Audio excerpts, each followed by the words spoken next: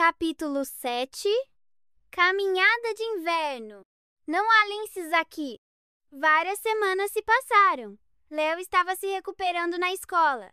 Tia Ângela sempre o ajudava quando ele tinha dúvidas sobre algum tópico específico. Todas as sextas-feiras à noite e aos sábados, Léo e sua família compareciam ao culto que era realizado na igreja. No sábado à tarde e no domingo, eles tinham reuniões do clube. Os rapazes avançaram no estudo de especialidades e estavam seriamente considerando ser investidos nos desbravadores em 1 ou 2 meses. Léo olhou para o céu estrelado de inverno, notando mais e mais constelações familiares. Ele até se gabou de seu conhecimento de astronomia na escola quando de repente a conversa virou para as estrelas. Em outro domingo, André anunciou solenemente: Bem, desbravadores, como prometemos, nossa caminhada de inverno acontecerá em 2 semanas. E o frio chegou para valer. Legal! Finalmente! Todos disseram. Mas vocês precisam se preparar minuciosamente para isso. Caso contrário, terei que ligar para seus pais e pedir que levem seus filhos congelados para casa. Entenderam? Não se preocupe! Não vamos congelar, disse Lana. André sorriu para ela e disse: Você definitivamente não vai congelar. Mas aqueles futuros guias que vieram sem touca hoje ficarão em casa se não me prometerem que vão se agasalhar muito. Muito bem. Como será uma caminhada de inverno? Não vamos pernoitar. Estará muito frio. Sem pernoite? Indagou Mateus tristemente.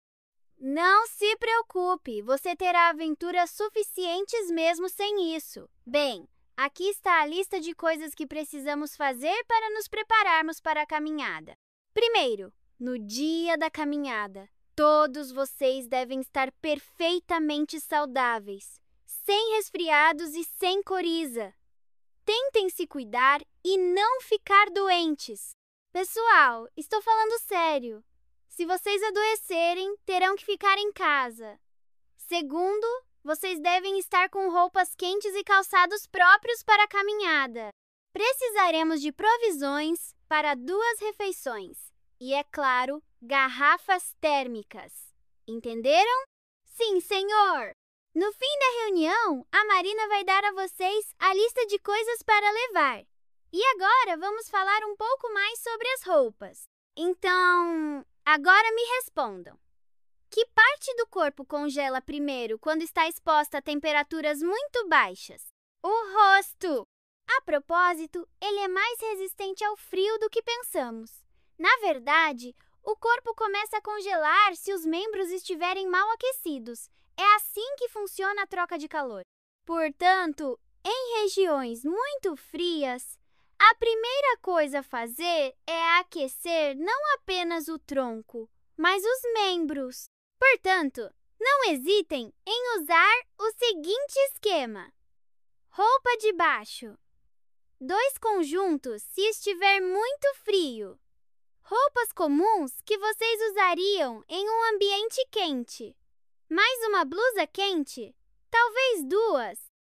Se vocês estiverem apenas com um conjunto de roupa de baixo e o frio for muito intenso, depois um casaco de inverno. Cachecol, luvas e toucas são obrigatórios. Quanto mais camadas de roupas, mais finas camadas de ar são criadas e o calor é retido. Suas roupas devem ser práticas e feitas de materiais naturais e não devem atrapalhar os movimentos. Alguma roupa especial para o frio? Dennis perguntou. Claro que há, mas é feita de materiais de alta qualidade e é bastante cara. Então, para nossa caminhada de inverno, nos contentaremos com roupas quentes. Pareceremos ursos. Sim, vocês vão parecer ursos felizes que passeiam pela mata no inverno. Todos sorriram, provavelmente imaginando um clube de ursos sorridentes sentados em troncos no meio da mata. Além disso, suas roupas não devem ser muito apertadas, assim como os calçados. Portanto, coloquem meias quentes com calçados confortáveis e que suportem o frio. Está claro? Sim, senhor! Vocês estão fazendo anotações? Sim, senhor! Então a próxima coisa é... Meninas, vocês podem usar meias, calças, elas ajudam a aquecer bem. Procurem jaquetas e blusas mais compridas. Não usem roupas curtas que deixem a área da barriga desprotegida do frio. Isso evita ter problemas nos rins, Tamara acrescentou. Exatamente. Outra coisa, não cobrimos o rosto, mas tomamos cuidado com ele no frio. No frio, se seu rosto estiver vermelho, está tudo bem. André, ouvi dizer que se o rosto ficar branco, é sinal de congelamento. Sim, isso é verdade. Em países com temperaturas muito baixas, as pessoas ficam atentas a isso. E você deve respirar apenas pelo nariz. Caso contrário, você poderá ter amigdalite. E agora uma coisa muito importante. O que muitas pessoas fazem quando ficam quentes depois de correr no inverno? Eles tiram o casaco. Certo. E depois disso, muitas vezes acabam no hospital com pneumonia. Se você está com calor, tire as luvas por um pouco de tempo e depois coloque-as de volta. É melhor fazer isso 10 vezes do que pegar um resfriado. Também é muito importante não estar com fome ao sair no frio. Não queremos ter nenhum desses problemas em nossa caminhada de inverno. Está certo? Sim! Bem, é isso, desbravadores. Tamara dará a cada um de vocês a lista do que devem levar. No próximo domingo, Renan vai contar como fazer uma fogueira mesmo quando tudo estiver congelado ao redor. Aliás, também tentaremos. É só isso por enquanto. Na quinta-feira à noite, Léo começou a se preparar para a caminhada de inverno. Sua mãe tentou encontrar um suéter mais quente no guarda-roupa. Mãe, não se preocupe. Eu não vou congelar. Eu sei. Mas por que o dia inteiro? Eu não sei. Tá tão frio. Por que ir a algum lugar em um dia frio desses? Não se preocupe, estaremos bem e nos aqueceremos junto à fogueira. Estamos em boas mãos. Eu só espero que você não fique doente depois disso. Todos os pais estão preocupados. Veja, vá com esta jaqueta do papai. Jaqueta do papai? Eu posso me enrolar nela como se fosse um cobertor. É para isso mesmo.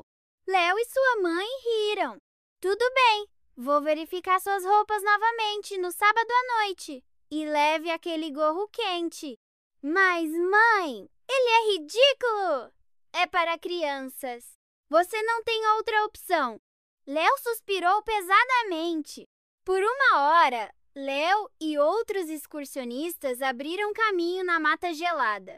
A temperatura caiu ainda mais.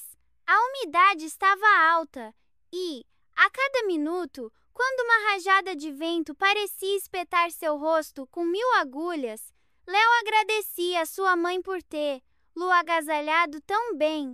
Daniel e Marcos estavam alegres, mas Mateus e Aline estavam um pouco incomodados com o frio. Foi por isso que todos decidiram fazer uma parada mais cedo do que o planejado. Bem, como vocês estão? Perguntou Tamara.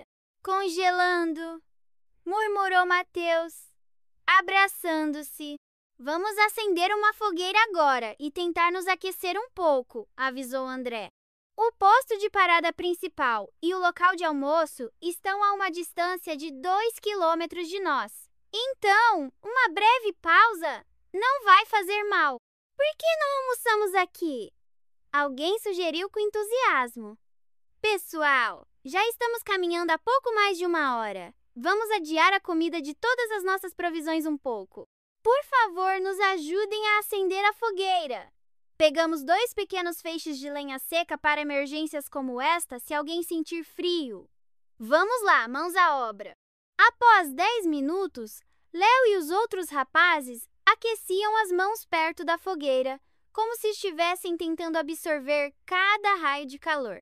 Mateus, que estava mais perto da fogueira, de vez em quando virava as costas para o fogo e, nesse momento, um sorriso feliz aparecia em seu rosto, como se não houvesse nada mais agradável no mundo do que aquela pequena fogueira. Léo sentiu que já estava ficando mais aquecido. Então, decidiu dar uma volta pelo local, na esperança de encontrar algo interessante. E realmente, a 10 metros do local, perto de uma árvore caída, ele viu pegadas. Ei, venham aqui, encontrei pegadas! Gritou Léo, acenando com a mão. Daniel e alguns outros rapazes com Renan se aproximaram de Léo. Verdade, são pegadas de algum animal. Fico imaginando do que pode ser. Renan se sentou perto das pegadas e as examinou cuidadosamente. Bem, não é um animal grande. Nessas áreas de mata, pode ser de um gato do mato ou algo assim. Então, ele chamou Lucas, que era o mais experiente de todos os instrutores, para distinguir as pegadas. Dos animais que podem ser encontrados aqui, pode ser uma jaguatirica, um gato do mato, um lobo-guará, um lince. Lince? Tudo bem, estou brincando! Não há linces aqui. Mas fiquem tranquilos, não temos nada a temer. Estamos em grupo.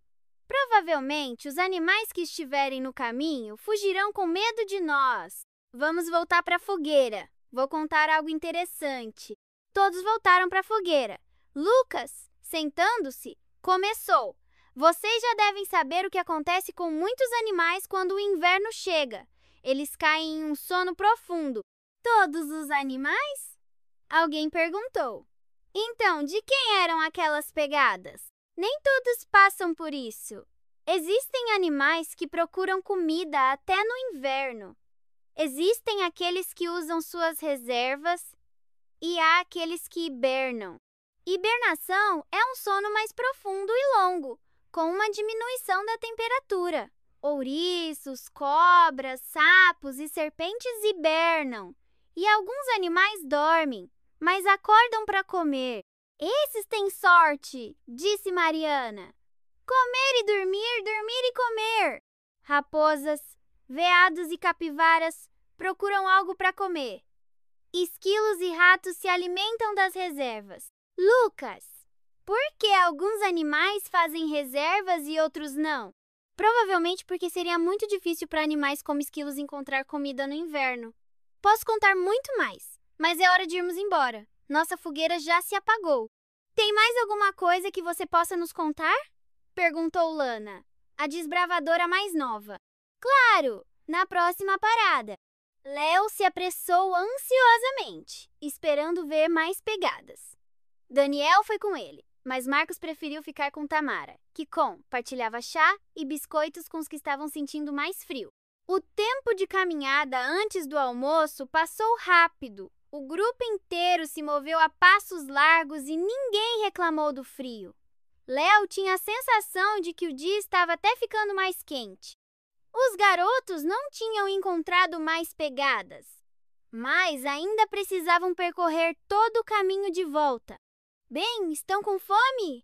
Perguntou Tamara. Sim, não se preocupem. Daqui a meia hora nosso almoço estará pronto. Alan começou a limpar a área para a fogueira e Lucas fez um anúncio.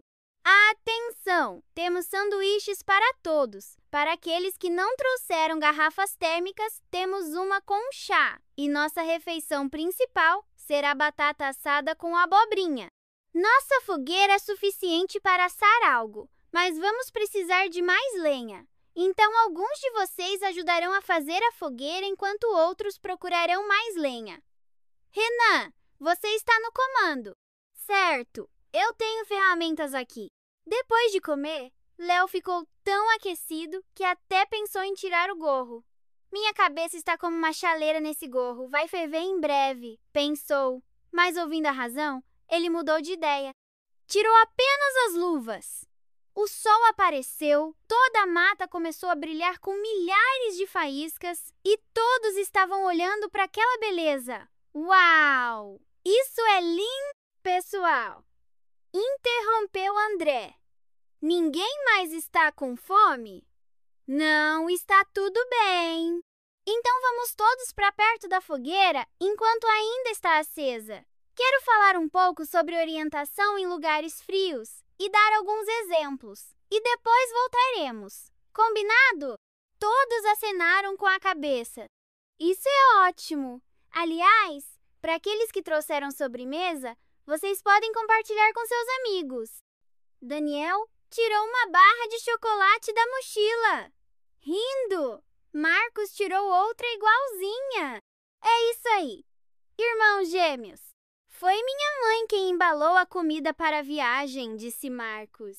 Sem problemas. Vamos comer juntos. Então eles comeram os doces e se prepararam para ouvir André. Alguns dos instrutores estiveram nesta mata pouco tempo atrás, explorando a área para nossa caminhada. O que quero lhes dizer é que as coisas mudaram muito aqui. Caminhos, árvores caídas e outros aspectos da mata também mudaram. Por isso muitas pessoas se perdem e não conseguem encontrar o caminho de volta em trilhas que fizeram antes. Diante disso, as habilidades de orientação são muito úteis. Vocês se lembram da reunião em que falamos sobre estrelas? Todos lembravam. Com esse conhecimento, poderiam saber onde ficava o norte.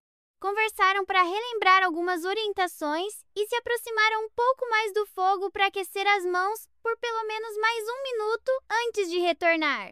Amigos, está na hora de voltar. Em cerca de 30 minutos, chegaremos a uma área aberta e teremos que andar um pouco mais rápido para não congelarmos neste vento. Em fila única, todos avançaram, abrindo um novo caminho na mata. André, Tamara e Alan puxavam a fila. Depois, os outros desbravadores e Lucas e Marina estavam na retaguarda. Caminhando naquele frio, Léo de repente pensou como era feliz por ter um lar quente e acolhedor para onde sempre podia retornar. Por um momento, imaginou sua mãe olhando para o relógio, esperando ele voltar para casa. Uma deliciosa sopa de macarrão deve estar borbulhando no fogão. E pãezinhos recheados provavelmente estão assando agora mesmo. Isso é lar.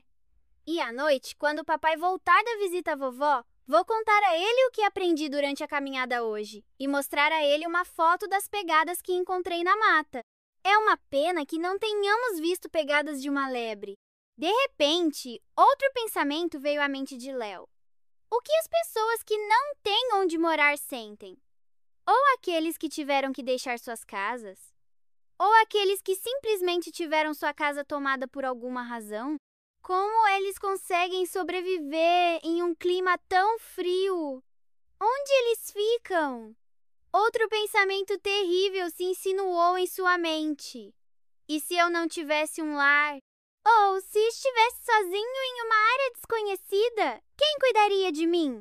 Talvez pela primeira vez na vida, Léo tenha se dado conta de que todas as pessoas precisam de apoio, especialmente quando as coisas ficam difíceis. Isso sempre aquece o coração e dá esperança para seguir em frente. Léo sabia quem era o único a fornecer tal apoio. Eu deveria ter orado esta manhã. Estava com tanta pressa para me preparar para a caminhada. Às vezes eu me esqueço de orar. Mas Jesus sempre me ajuda e me protege. Léo olhou para cima. O sol acabara de se esconder.